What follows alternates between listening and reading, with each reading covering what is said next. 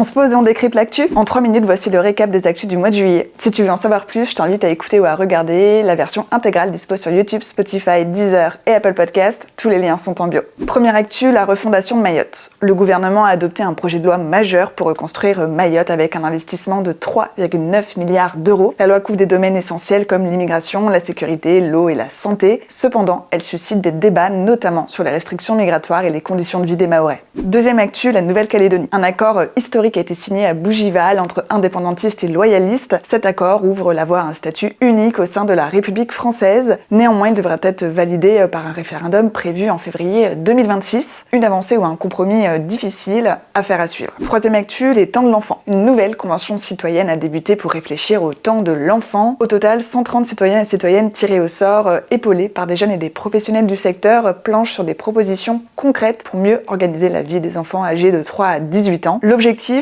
proposer des organisations adaptées à leurs besoins en matière de rythme scolaire, loisirs et bien-être. Quatrième actu, cela concerne les municipales 2026 avec un changement de mode de scrutin pour Paris, Lyon et Marseille. Désormais, les électeurs et les électrices voteront directement pour leurs conseillers et conseillères municipales. Ces conseillères et ces conseillers municipaux choisiront ensuite le ou la maire de la commune. Avant cette réforme, les électeurs et les électrices ne votaient pas directement pour les membres du conseil municipal. Ils élisaient uniquement les conseillers et conseillères d'arrondissement ou de secteur, et c'était ces derniers qui désignaient les conseillers municipaux, qui eux élisaient à leur tour le ou la maire. Cinquième actu, les réseaux sociaux. Le gouvernement relance son projet d'interdiction des réseaux sociaux pour les moins de 15 ans avec une application de vérification d'âge autorisée par la Commission européenne. L'objectif, protéger les jeunes des dangers d'Internet. Toutefois, la mesure soulève des questions sur la confidentialité des données et la liberté d'expression. Dernière actu, cela concerne un accord entre la France et l'Angleterre concernant l'immigration. En fait, un accord a été signé entre les deux pays pour gérer la traversée de la Manche. Les migrants refoulés du Royaume-Uni seront renvoyés en France et en échange, des migrants pourront entrer légalement au Royaume-Uni via, et je cite, un itinéraire dit contrôlé. Dans la version longue des actus du mois, je vous parle aussi d'une nouvelle mesure qui concerne les réseaux sociaux, des droits de vote des détenus ou encore de la lutte contre l'antisémitisme dans l'enseignement supérieur. C'est plus long pour plus de contexte et pour comprendre en profondeur ce qui se joue derrière ces actus. Tous les liens sont en bio.